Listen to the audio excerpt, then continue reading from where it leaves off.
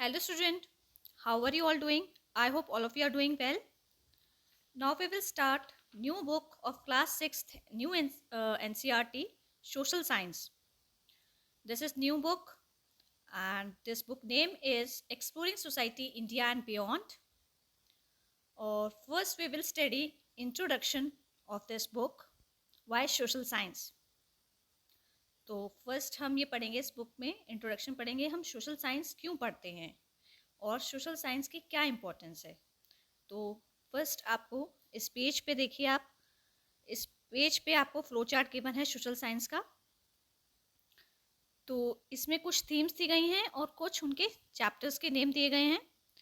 तो इसको हम पहले डिस्कस कर लेते हैं जो हम क्लास 6 की न्यू सोशल साइंस बुक में पढ़ेंगे। तो फर्स्ट हम देखेंगे थीम ए। थीम ए जो है India and the world, land and the people. इसमें हम भारत और उसकी दुनिया, जिसमें लैंड और पीपल के बारे में पढ़ेंगे। और इसमें जो थीम में जो चैप्टर्स जो गिवन हैं, फर्स्ट चैप्टर है इसमें land forms and life. Land forms and life में इस बुक के अंदर हम ये पढ़ेंगे कि जो लोग माउंटेन रीजन्स में रहते हैं उनकी लाइफ कैसी होती है और जो लोग प्लेन्स रीजन में रहते हैं उनकी लाइफ कैसी होती है। सेकेंड चैप्टर है इसमें ocean and continents. Ocean and continents में हम ये पढ़ेंगे, ओशन होता है स्मॉल लैंड मास, और इसमें हम ये पढ़ेंगे टाइप्स ऑफ ओशंस और वेरियस स्पीशीज जो हैं उनकी क्या लाइफ है ओशंस के अंदर। ऐसे ही हम कॉन्टिनेंट्स में पढ़ेंगे कि कॉन्टिनेंट्स क्या होता है, कॉन्टिनेंट्स, टाइप्स ऑफ कॉन्टिनेंट्स क्या क्या हैं, ठीक है, और कैसे जो है ये ह्यूमन लाइफ पे इन कॉन्टिनेंट का इफेक्ट पड़ रहा है। थर्ड चैप्टर है इसमें locating places on the earth. Locating places on the earth को हम मैप की हेल्प से स्टडी करेंगे। मैप की हेल्प से हम एक मैप जो है उसकी हेल्प से ही हम जो है एरिया जो है अर्थ का उसको स्टडी कर सकते हैं। और अगर हमें किसी लोकेशन के बारे में जानना है, अर्थ की लोकेशन के बारे में अगर हमें पढ़ना है तो उसको हम लैटिट्यूड और लॉन्गिट्यूड की हेल्प से पढ़ सकते हैं। तो ये सारे कुछ कॉन्सेप्ट्स हैं जो हम इन तीनों चैप्टर्स के अंदर पढ़ेंगे। और जो थीम ए है ये आपकी ज्योग्राफी का पार्ट है। थीम बी के बारे में हम अब डिस्कस कर लेते हैं। Theme be tapestry of the past. Tapestry of the past जो है ये आपका हिस्ट्री का पार्ट है और इसमें हम कौन कौन से चैप्टर्स पढ़ने वाले हैं। Timeline and sources of history. Timeline में हम देखेंगे कि कॉमन एरा क्या होता है, जीसस क्राइस्ट के बर्थ से पहले कॉमन एरा था या फिर बिफोर कॉमन एरा था, और जो हिस्ट्री है, इस हिस्ट्री के जो सोर्सेज हैं उनके बारे में हम पढ़ेंगे, वो हमें कहाँ कहाँ मिले और क्या क्या वो सोर्सेज हैं उनके बारे में हम स्टडी करेंगे इसके अंदर। नेक्स्ट चैप्टर है इसमें इंडिया दैट इज़ भारत। तो इंडिया दैट इज़ भारत, इस चैप्टर में हम देखेंगे, ये पढ़ेंगे कि how India name India. India का नाम इंडिया कैसे, इंडियन ने कैसे इंडिया का नाम रखा इंडिया, और फॉरेनर्स ने क्या नाम दिया था इंडिया को। थर्ड चैप्टर इसमें हम देखेंगे the beginning of Indian civilization. जो इंडियन सिविलाइजेशन है उसकी शुरुआत कैसे हुई थी, तो उसके बारे में हम जो है इस बुक चैप्टर के अंदर पढ़ेंगे। तो कौन कौन सी सिविलाइजेशन का शुरुआत हुआ था different parts of the country में, आप देखेंगे कहीं पे मेसोपोटामिया सिविलाइजेशन थी, different parts of the world में जब आप देखेंगे तो कहीं इजिप्टियन सिविलाइजेशन थी, कहीं पर इंडस सरस्वती सिविलाइजेशन थी। तो ये सारे कॉन्सेप्ट जो हैं हम चैप्टर थर्ड में पढ़ेंगे। और अब हम देखेंगे थीम सी। थीम सी जो है उसका नाम है our culture heritage and knowledge traditions. तो इसमें हमारा फर्स्ट चैप्टर है इंडियाज़ कल्चर रूट। तो जो इंडिया के जो कल्चर रूट है वो क्या क्या हैं, जैसे कि वेदास हो गया, बुद्धिज़्म, रिलीजन, बुद्धिज़्म, जैनिज़्म, ये सारे रिलीजन्स हैं, उपनिषद्स हो गए। तो ये सारे कॉन्सेप्ट जो हैं वो हम इस चैप्टर के अंदर पढ़ने वाले हैं। नेक्स्ट चैप्टर है इसमें यूनिटी इन डाइवर्सिटी और many in and the one. Unity in diversity में हम देखेंगे different parts of the country में जो लोग हैं वो कैसे एक स्टेट से दूसरे स्टेट से कैसे डिफर करते हैं और उनमें क्या डिफरेंसेस हैं in terms of food, in terms of religion, in terms of the cultures and traditions, their songs and dances. तो आप देखेंगे ये जो डिफरेंसेस जो हैं वो one state to another state vary करते हैं और बहुत सारी सिमिलैरिटीज़ भी हमें देखने को मिलती हैं। तो ये सारे जो कॉन्सेप्ट्स हैं ये हम यूनिटी इन डाइवर्सिटी में वाले चैप्टर में पढ़ेंगे। थीम डी है governance and democracy. Theme D जो है वो गवर्नेंस और डेमोक्रेसी के बारे में है। डेमोक्रेसी क्या होती है उसके बारे में पढ़ेंगे। जब आप 18 ईयर्स ओल्ड हो जाएंगे तब आप वोट के बारे में पढ़ेंगे। आपको एक राइट टू वोट जो है वो आपका राइट है उसके बारे में पढ़ेंगे। तो इसमें बहुत सारे कॉन्सेप्ट दिए गए, चैप्टर्स दिए गए हैं, उनको हम देख लेते हैं। Local government in urban areas. जो लोकल गवर्नमेंट जो है अर्बन एरियाज में, तो उसमें हम क्या क्या कॉन्सेप्ट्स पढ़ते हैं। एमएलए क्या होता है, एमपी क्या होता है, कैसे गवर्नमेंट जो है वो लोगों के द्वारा चलाई जा रही है, और जो हमारी जो रोड है और जो हमारा ट्रांसपोर्टेशन है, जो हमारी इलेक्ट्रिसिटी है, तो इन सबको जो है वो म्यूनसिपल कॉर्पोरेशन हैंडल करती है। तो ये सारे कॉन्सेप्ट जो हैं हम अर्बन एरियाज़ के बारे में पढ़ेंगे, local government in urban areas वाले चैप्टर्स में पढ़ेंगे। नेक्स्ट हम देखते हैं local government in rural areas. Local government in rural areas में हम क्या क्या पढ़ेंगे। सरपंच के बारे में पढ़ेंगे, ग्राम पंचायत, ओके, पटवारी, ग्राम सभा। तो ये कॉन्सेप्ट जो है हम रूरल एरियाज़ के बारे में जो है ये जो चैप्टर है ये local government in rural areas के बारे में हम डिस्कस करेंगे इसमें। नेक्स्ट है चैप्टर गवर्नेंस। गवर्नेंस क्या होता है। गवर्नेंस में हम देखेंगे कि कैसे हमारे प्राइम मिनिस्टर जो हैं उनके क्या रोल्स हैं, उनकी क्या ड्यूटीज़ हैं और उनका क्या रोल है, ठीक है, क्या रोल है, स्टेट का क्या रोल है, चीफ मिनिस्टर का क्या रोल है, रोल क्या है, अपोजिशन पार्टी का क्या रोल है, रोल अदर मिनिस्टर्स का क्या रोल है। तो ये सारे कॉन्सेप्ट हम गवर्नेंस में पढ़ेंगे। Family and community. Family means क्या होता है, family is of two types, nuclear and joint family. तो जब बहुत सारी फैमिलीज ग्रुप में रहने लगती हैं तो उसी को हम कम्युनिटी बोलते हैं। तो ये फैमिली एंड कम्युनिटी वाले चैप्टर में हम ये सारे कॉन्सेप्ट्स की स्टडी करेंगे। नेक्स्ट है थीम ई। जो थीम ई जो है आपकी इकोनॉमिक लाइफ अराउंड अस। तो इसमें जो है economic life around us, it means इसमें हम मनी से रिलेटेड चीज़ें पढ़ेंगे। द वैल्यू ऑफ वर्क, जो वैल्यू जो है वर्क की वो किस टर्म में है, वेजेस के टर्म्स में या पेमेंट के टर्म्स में। तो ये सारे कॉन्सेप्ट जो हैं हम इस चैप्टर के अंदर पढ़ने वाले हैं। Economic activities around us. Economic activities it means कि बहुत सारे लोग क्या करते हैं, एग्रीकल्चर सेक्टर में इन्वॉल्व होते हैं, बहुत सारे लोग इंडस्ट्रीज़ में वर्क करते हैं, फैक्ट्रीज़ में वर्क करते हैं।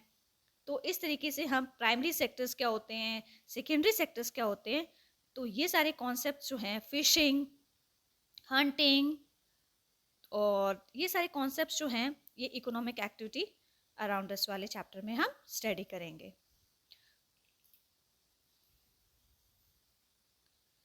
अभी आपको ये पिक्चर दिखाई दे रही होगी, ये एक सीन है जो कि रूरल एरिया का है और इसके बारे में आपको कुछ क्वेश्चंस गिवन हैं, उनके आपको आंसर्स देने हैं कि आपको इस पिक्चर को देखे क्या आप ऑब्जर्व कर रहे हैं। Let's explore. Observe the picture above, what do you notice. आपको क्या समझ आ रहा है इस पिक्चर को देखे। इस पिक्चर को देख के हमें ये समझ आ रहा है कि बहुत सारे माउंटेन्स हैं यहाँ पे, एक यहाँ पे लेक है, ओके, एक दो झोपड़ी बनी हुई हैं, बहुत सारे प्लांट्स हैं और ट्रीज हैं और एनिमल्स भी हो सकते हैं, ठीक है। तो और बहुत सारे फील्ड भी हो सकते हैं, यहाँ पे रोड है। तो ये सारी चीज़ें जो है हमें, और ये जो सीन है, ये जो पिक्चर जो हमें दिखाई दे रही है, ये रूरल एरिया का सीन है, okay.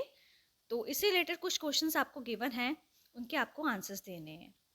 Where does the water in the lake come from. इस क्वेश्चन में पूछा है कि पानी जो है वो लेक के अंदर कहाँ से आता है। जो पानी जो है लेक के अंदर, हो सकता है पानी जो है लेक के अंदर वो पॉन्ड से रिवर से आ रहा हो, रेन से आ रहा हो, तो वेरियस सोर्सेस हो सकते हैं। आप क्या सोचते हैं, तो आप अपना भी आंसर बता सकते हैं। Who made the road and why. Road कौन बनवाता है और क्यों बनवाता है। तो ये आपको दो क्वेश्चन इसमें गिवन है। तो रोड कौन बनाता है, विलेज एरिया में जो रोड जो है वो लोकल गवर्नमेंट बनाएगी, वहाँ की जो लोकल गवर्नमेंट होगी। और क्यों मनाएगी? इसलिए मनाएगी जिससे कि जो लोग जो हैं वो एक जगह से जो अपना, अगर उन्हें पानी लेने जाना है तो वो आसानी से वहाँ से अपना इस तालाब में से पानी ले सके। ओके, तो उनकी कन्वीनियंस के लिए जो है ये रोड जो है गवर्नमेंट ने बनाई है, लोगों के कन्वीनियंस के लिए। What could be the activities of people living in the small house?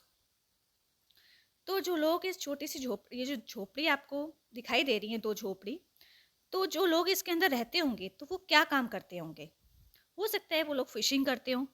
और what could be the history, their future, उनकी हिस्ट्री क्या रही हो सकता है वो हंटर्स हो, हर्डर्स हो, और हो सकता है इन फ्यूचर वो एग्रीकल्चर एक्टिविटी करें। Write down your answers and discuss with your classmates. तो आपको इन क्वेश्चंस के आंसर्स जो हैं वो अपने इमेजिनेशन से भी देने हैं, और आपको ये जो आंसर्स आपने दिए हैं उनको आपको अपने फ्रेंड्स के साथ डिस्कस करना है। Now looking at the picture on the facing page, what questions come to your mind? आप देखो, आपको एक और पिक्चर जो है वो दिखाई देगी। इन क्वेश्चंस के नीचे आप देखना, एक पिक्चर जो है वो आपको दिखाई देगी फेसिंग पेज पे। तो ये पिक्चर जो है ये कहाँ की पिक्चर है? ये अर्बन एरिया की पिक्चर है, ठीक है। और क्या समझ में आ रहा है आपको इस पिक्चर को देख के? क्या आप ऑब्जर्व कर रहे हैं? और दिस इज एन एरिया, ये वो एरिया है जहाँ पे लॉट ऑफ सॉफ्टवेयर एम्प्लॉयज जो है वर्क करते होंगे यहाँ पे, ठीक है। हाईटेक वर्ल्ड है, बहुत सारी इंडस्ट्रीज हैं, बहुत सारा टेक्नोलॉजिकल डेवलपमेंट हो गया है। तो आप देखेंगे जो ये पिक्चर है ये अर्बन एरिया शो कर रहा है हमें। ये अर्बन पार्ट ऑफ वर्ल्ड जो है वो हमें दिखाई दे रहा है। तो अगर उस पिक्चर से अगर हम कंपैरिजन करें तो बहुत सारे डिफरेंसेस हमें देखने को मिलेंगे, ठीक है। यहाँ पे आपको देखेंगे, यहाँ पे जो ग्रीनरी दिखाई दे रही है दैट इज मेड बाय, ये मैन मेड है, ठीक है। वहाँ पे नेचुरल थी। और ट्रांसपोर्ट दिखाई दे रहा है, और ये जो बिल्डिंग है ये मैन मेड है। और आप देखेंगे जो विलेज वाले सीन में जो हिल्स हैं, माउंटेन्स हैं, वो क्या है? नेचुरली है। तो ये 2 चीज़ें जो हैं हमने देखी, दोनों पिक्चर्स को देखे, हमें दोनों इमेजेस को देखे आपको अपने आंसर्स, क्वेश्चंस के आंसर्स जो हैं वो ढूंढने हैं। आपको क्या समझ में आ रहा है और क्या डिफरेंसेस हैं इन दोनों पिक्चर्स के अंदर। Here are our questions above relevant to social science. अब बहुत सारे क्वेश्चंस जो हैं, ऐसे ही हमारे बहुत सारे क्वेश्चंस जो हैं जो सोशल साइंस से संबंधित हैं। We live in 21st century. If you do not know what this figure really means, you will soon learn about it. हम लोग जो है वो 21st सेंचुरी में रह रहे हैं। और जो फिगर जो आपने अभी देखी थी, जो मैंने आपको शो की थी अर्बन एरिया की, अगर वो नहीं समझ में आ रही तो आप जो हैं इसके बारे में आगे आपको समझ आ जाएगा अच्छी तरीके से। Everyone agrees that it is particularly challenging time for humanity. हम सभी ये जानते हैं आजकल का समय जो है वो मानव सभ्यता के लिए कठिनाई से भरा हुआ है। On the one hand, there is a rapid progress in technology. आप देखेंगे, एक तरफ अगर आप देखते हैं तो बहुत बड़ा चेंज देखने को दिखाई मिल रहा है, बहुत प्रोग्रेस हो रही है टेक्नोलॉजी की वजह से, और बहुत तेज़ी से हो रही है, which is changing our lifes in many ways, जिसकी वजह से हमारी जो डे टू डे लाइफ है उसमें बहुत सारे चेंजेस हमको देखने को मिल रहे हैं। अगर आपको इलेक्ट्रिसिटी बिल पे करना है तो आप यूपीआई से बहुत जल्दी पे कर सकते हैं, लेकिन आज से 10-12 साल पहले आपको वहाँ जाके पे करना पड़ता था, इलेक्ट्रिसिटी बोर्ड के पास जाके वहाँ आपको लाइन में लगना पड़ता था। आप देखेंगे आप घर बैठे ही बैठे क्या है शॉपिंग भी कर सकते हैं। आप घर बैठे ही अपना जो है कुछ भी आपको अगर खाना है, फूड भी ऑर्डर कर सकते हैं। तो this is because of technology. उसके वजह से हमारी लाइफ पे बहुत बड़ा इफेक्ट पड़ा है। On the other hand, the world is witnessing multiple wars, armed conflicts and rising social tensions, and our planet's natural environment is under great stress. आप देखेंगे दूसरी तरफ दुनिया में बहुत सारी युद्ध हो रहे हैं, मल्टीपल युद्ध हो रहे हैं, मतलब मल्टीपल वार्स हो रही है। इट मीन्स किसी कंट्री से अलग अलग कंट्री में अलग अलग तरीके से वॉर हो रही है। आर्म कॉन्फ्लिक्ट्स हो रहे हैं, जो लड़ाई झगड़े हो रहे हैं वो हथियारों से हो रहे हैं। इट मीन्स वो लोग वेपन्स का यूज़ कर रहे हैं यहाँ पे। और जो सोसाइटी जो है, जो लोग सोसाइटी में जो लोग रह रहे हैं वो आपस में भी उनके बीच में टेंशन्स हैं, वो लोग एक दूसरे के प्रति उनके मन में नफरत की भावना है। And our planets natural environment is under great stress. और जो हमारा नेचुरल एनवायरनमेंट है, जो हमारा जो प्लैनेट है अर्थ, तो उसका जो इन्वायरमेंट है उस पर भी बहुत ज़्यादा इफेक्ट पड़ रहा है। आप देखेंगे पोल्यूशन की वजह से जो हमारा इन्वायरमेंट है, जो एटमॉस्फेयर, इस पर बहुत बड़ा इफेक्ट पड़ रहा है। आप देखेंगे कि जैसे कि बहुत सारे लोग हैं पेड़ को काट रहे हैं, पेड़ को काटने से अच्छी अच्छी बिल्डिंग्स बना रहे हैं, ठीक है, डेवलपमेंट हो रहा है। डेवलपमेंट कारण क्या हो रहा है, पेड़ काट रहे हैं, फॉरेस्ट ही खत्म हो रहे हैं। फॉरेस्ट खत्म होने से फिर जो प्लांट स्पीशीज है और एनिमल स्पीशीज है वो सब क्या है, एंड बहुत सारी एनिमल स्पीशीज जो है वो सर्वाइव नहीं कर पा रही हैं, ठीक है। और तो बहुत सारी तो एनिमल स्पीशीज जो है वो एक्सटिंक्ट हो चुकी हैं। तो इन सारी चीज़ों की वजह से जो है वो जो हमारा प्लानट है अर्थ, उस पर उसका जो नेचुरल इन्वायरमेंट है उस पर बहुत सारा उस पर इफेक्ट पड़ रहा है। We live in age of great possibilities but also great challenge. हम जो है वो हमें बहुत सारी चुनौतियों का सामना करना पड़ रहा है। हमारे देश में बहुत सारी डेवलपमेंट तो हो रही है, लेकिन और हमें बहुत सारी प्रॉब्लम्स को भी फेस करना पड़ेगा। The world over time more people wonder how do we solve the problem facing humanity. बहुत सारे लोग दुनिया भर में सोच रहे हैं कैसे हम इन समस्याओं का सॉल्यूशन निकालें। How can our society learn to live in peace and harmony. कैसे जो है हम लोग शांति और सद्भावना से एक दूसरे के साथ मिलकर रहें। How can we protect this beautiful earth which we all share. और कैसे हम जो है अपनी सुंदर सी पृथ्वी की कैसे हम उसकी सुरक्षा करें जो हमें सारे ही नेचुरल रिसोर्सेज प्रोवाइड कर रही है। And protect it is not for our selves but also for the all the species that live on it. हमें उसकी रक्षा सिर्फ अपने लिए ही नहीं करनी है, हमें उसकी रक्षा और भी स्पीशीज की वजह से करनी है जो उस पर अर्थ पे रह रही हैं, जैसे कि प्लांट स्पीशीज हो गई, एनिमल स्पीशीज हो गई, बहुत सारे बर्ड्स हो गए। तो इन स्पीशीज के लिए भी हमें जो है अपनी अर्थ को प्रिजर्व करना है और प्रोटेक्ट करना है।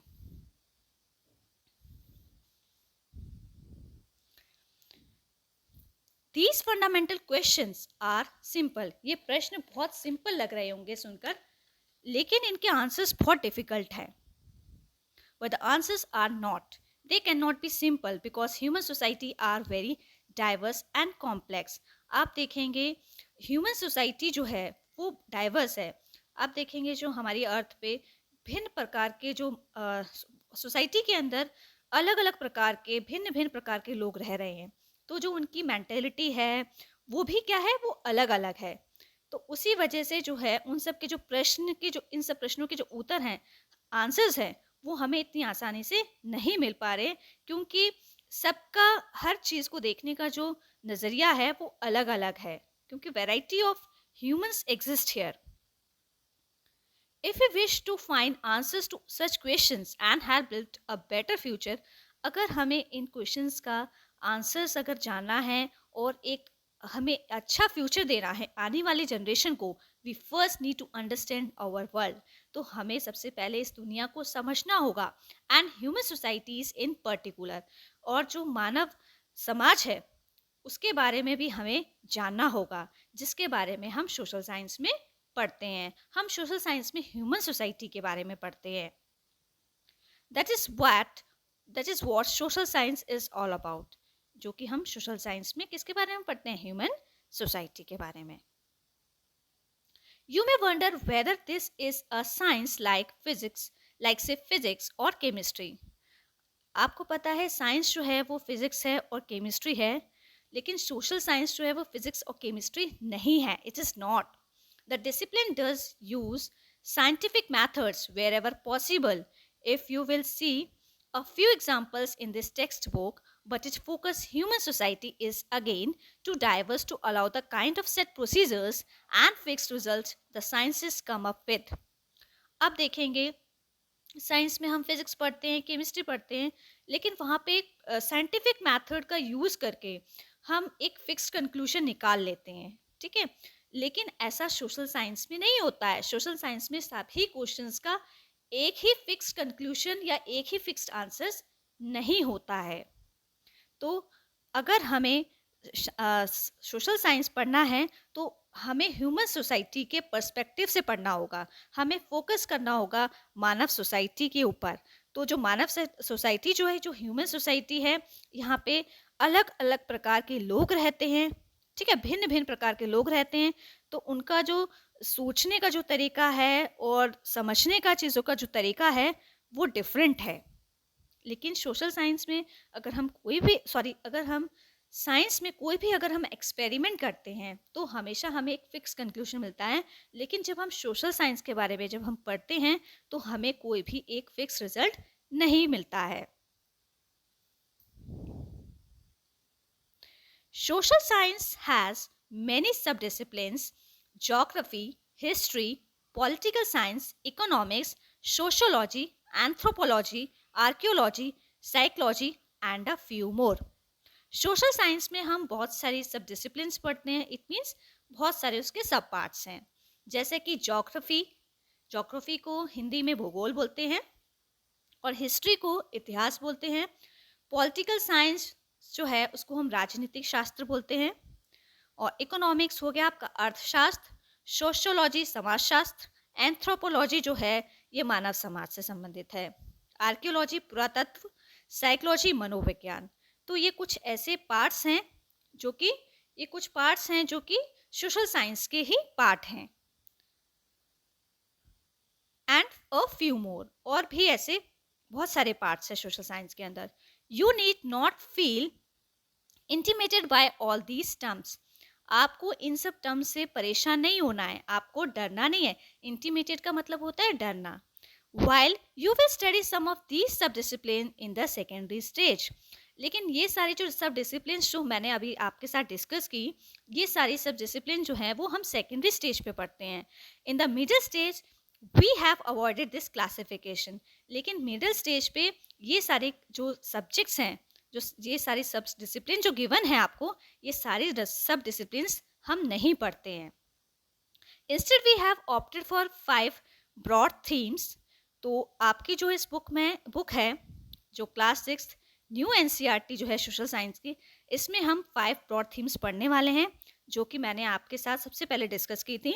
Let us briefly look at them. Note that the mind map at the start of this introduction include chapters of both parts of this text book. तो ये सारे जो थीम्स हैं उनके जो चैप्टर्स गिवन हैं उसको हम इस बुक के अंदर पढ़ेंगे। और सोशल साइंस जो आपका जो क्लास 6 जो है, क्लास 6 की सोशल साइंस में हम 4 डिसिप्लिन्स के बारे में पढ़ेंगे। वो क्या क्या हैं? आप हिस्ट्री के बारे में पढ़ेंगे, ज्योग्राफी के बारे में पढ़ेंगे और पॉलिटिकल साइंस को हम सिविक्स भी बोलते हैं, एंड इकोनॉमिक्स। तो आपके सिलेबस में सिर्फ ये 4 सब डिसिप्लिन्स हैं और बाकी जो डिसिप्लिन्स हैं वो आपको नहीं पढ़नी है। तो अब हम जो है नेक्स्ट वीडियो में जो है वो फर्स्ट चैप्टर स्टार्ट करेंगे। Please like and subscribe. Thank you.